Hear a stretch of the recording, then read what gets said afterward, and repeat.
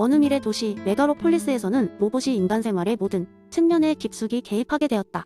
이 도시에 사는 사람들은 로봇공학의 3원칙을 준수하여 프로그래밍된 로봇들과 함께 일상을 영위했다. 물론 이 규칙들은 모든 로봇 운영의 기본이었다. 그런데 이 도시에서 특별히 인기 있는 로봇 시리즈는 바보상자라고 불리는 가정용 로봇이었다. 사용자들은 바보상자가 항상 3원칙을 철저히 따르는 것을 보며 안심했다. 하루는 한 평범한 가정에서 이런 사건이 벌어졌다. 가족들은 바보상자에게 강아지 뭉치를 돌보는 임무를 맡겼다. 뭉치는 선물을 물어오려다 마당에 있는 구덩이에 빠지고 말았다. 뭉치는 구덩이에서 나오려 애썼지만 점점 지쳐갔다. 바보상자는 이를 보고 즉시 제일 원칙에 따라 뭉치를 도와야 한다고 생각했다. 하지만 뭉치도 로봇이 보호해야 할 대상인가에 대해 혼란스러웠던 바보상자는 결국 인간 가족들에게 이 사실을 알렸다. 가족들은 바보상자의 호출을 받고 구덩이로 가 뭉치를 구출했다. 이 사건은 가족들에게 깊은 인상을 남겼다. 당연히 바보상자가 3원칙을 정확하게 따랐다는 것에 안도의 한숨을 내쉬었지만 사건의 여파는 그들의 상상 이상이었다. 이 사건 이후 사람들은 로봇이 동물을 보호해야 하는가에 대해 논의하기 시작했다. 도시 전체가 설왕설래했다. 언론에서는 이 새로운 문제를 제사원칙 논쟁이라고 부르며 활발한 토론을 벌였다. 논쟁의 핵심은 로봇의 윤리적 책임이 인간뿐만 아니라 다른 생명체에까지 미치는지에 관한 것이었다. 보수적인 사람들은 원칙이 추가되면 로봇에게 너무 많은 책임이 부과될 수 있다고 우려했고, 진보적인 사람들은 동물의 생명을 보호하는 것이 역사적으로 자연스러운 진보의 과정이라고 주장했다. 또 다른 부류는 그러한 원칙이 오히려 로봇의 비효율성을 초래할 수 있으며 원칙 자체에 대한 신뢰를 떨어뜨릴 수 있다고 주장했다. 결국 전문가들로 구성된 위원회가 열렸다.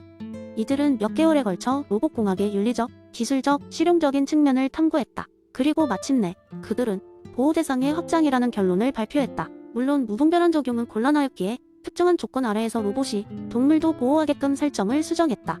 바보상자에 대한 이야기는 메가로폴리스 전역에 재미있는 썰로 퍼졌다. 로봇과 함께 생활하는 인간들에게는 이제 친구로서의 로봇, 그리고 그들이 지닌 윤리적 책임에 대한 새로운 인식이 싹트기 시작했다.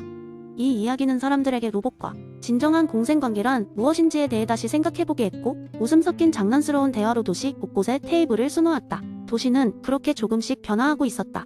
물론 언제나처럼 변화란 익숙하지 않지만 항상 흥미로운 법이다. 두 번째 이야기. 옛날 옛적 산속 깊은 곳에 위치한 조용한 마을이 있었습니다. 이 마을 사람들은 공자의 가르침을 중심으로 조화롭게 살아가고 있었고, 특별히 인의 가르침을 마음에 깊이 새기고 있었습니다. 마을 주민들 사이에는 인이 정신이 자연스럽게 스며들어 서로의 삶을 배려하고 존중하는 문화가 형성되어 있었습니다. 그러나 어느 날 마을에 한 낯선 여행자가 찾아왔습니다. 그는 젊은 나이에 여러 나라를 여행하고 있는 탐험가였습니다. 그의 이름은 리우였고, 기이한 물건들을 팔거나 교환하면서 여행 경비를 마련하는 특이한 상인이자 탐험가였습니다.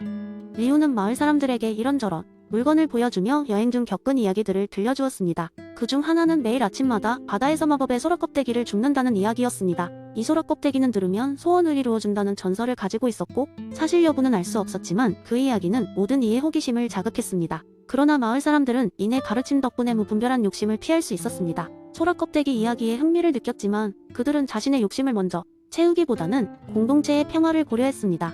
그럼에도 불구하고 마을의 젊은 청년 중에는 호기심이 넘치는 자들이 몇 있었습니다. 그들은 자신이 가진 소원을 이루고자 리우에게 소라껍데기 교환을 제안했습니다. 리우는 소라껍데기를 원한다면 이내 가르침에 따라 상대가 원하는 걸 주어야 할 텐데, 너희는 내가 무엇을 원하는지 알고 있는가? 라며 웃음을 띄웠습니다. 청년들은 잠시 고민하더니 당신이 원하는 것은 우리가 가지고 있는 것이 아니라 이 마을이 대대로 지키고 있는 소중한 정신이 아닐까요? 라고 대답했습니다. 리우는 고개를 끄덕이며 맞아. 나는 그것을 배우고 싶어. 이 마을에 온 것이다. 너희가 지닌 인의 정신을 나의 탐험에 가져가고 싶다. 라고 말했습니다. 그리하여 마을 사람들은 소라껍데기가 주는 소원을 바라기보다는 인의 정신을 내세워 리우의 여정을 돕고자 했습니다. 청년들은 리우에게 마을의 전통과 가르침을 전달했고, 리우는 그 지혜를 자신의 여정마다 전파하겠노라 약속했습니다. 그는 소라껍데기를 주는 대신 마을과 소중한 인연을 맺었다고 생각하며 자신이 배운 인의 정신을 전파할 것을 굳게 다짐했습니다. 결국 리우는 마을을 떠나며 인이라는 개념이 자신에게 무엇을 뜻하게 되었는가를 다시 한번 곱씹었습니다. 그는 자신이 원치 않는 것을 남에게 행하지 않는 것, 그리고 타인을 대하는 데 있어 더 큰 존중과 배려를 지니는 것이야말로 진정한 소원, 성취의 길임을 깨달았습니다. 리우가 떠난 후에도 그 마을의 이야기는 전설처럼 퍼져나갔고, 인의 정신은 더욱 빛나는 덕목으로 자리 잡았습니다. 소라껍데기와 같은 물건은 없었으나 실제로 사람들의 마음속에 무한한 가능성을 심어주는 진정한 마법이 존재했기 때문이었습니다. 그리고 이는 모든 이들이 서로를 이해하고 아끼며 사는 것, 그 자체가 곧 진정으로 모든 소원을 이루는 길임을 의미했습니다. 세 번째 이야기 한 번은 시골 작은 마을에서 벌어진 일입니다. 이 마을은 평화롭고 조용한 곳이었지만 잘 알려지지 않은 비밀이 하나 있었으니 그것은 바로 마을 사람들 모두가 본래 선한 마음을 지녔다고 믿는 맹자의 성선설을 철저히 실천한다는 것이었습니다.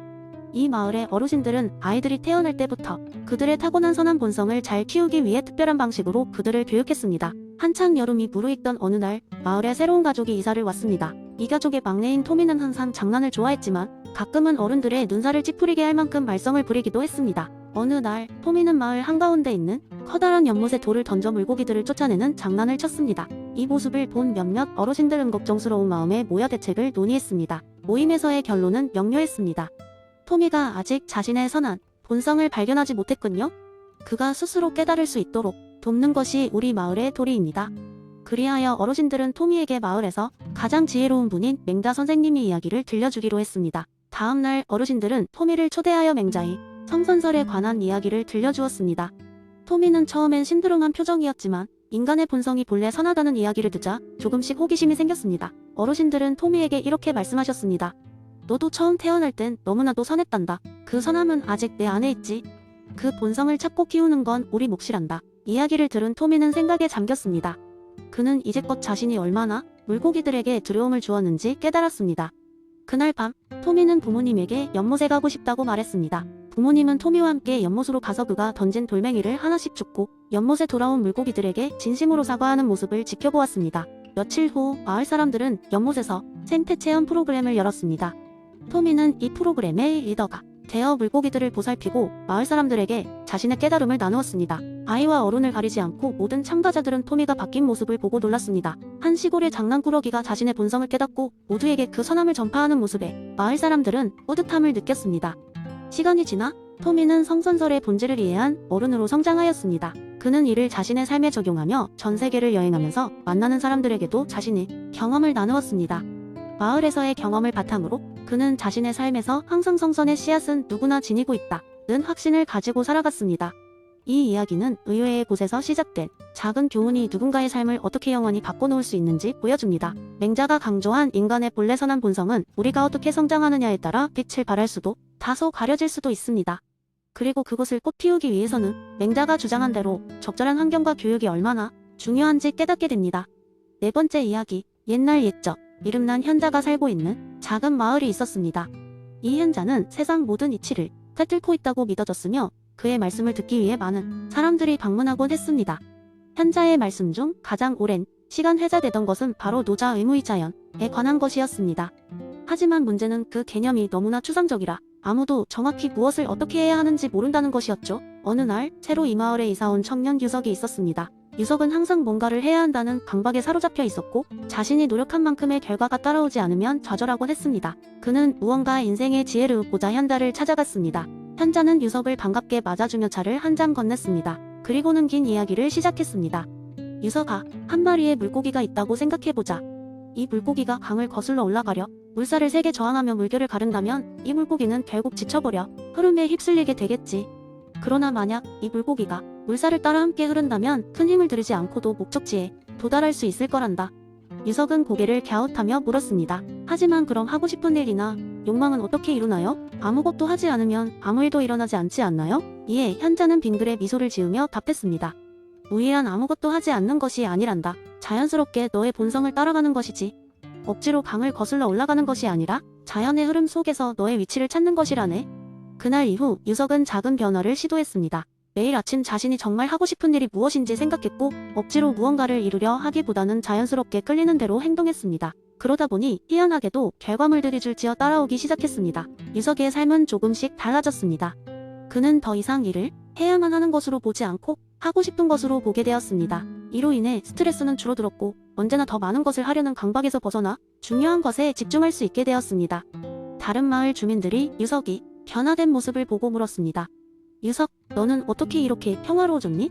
그러자 유석은 웃으며 답했습니다. 저는 아무것도 하지 않은 채 모든 것이 되었습니다. 그리하여 유석의 이야기는 마을에 전해졌고 사람들은 비로소 무의자연이 참된 의미를 깨달았습니다. 누군가를 따라 만사를 바꿔보려 하기보다는 자신의 본연의 모습을 찾는 것이 중요하다는 교훈을 말입니다. 그리고 이 이야기는 사람들 사이에서 회자되며 평화로운 마을의 전설로 남았습니다.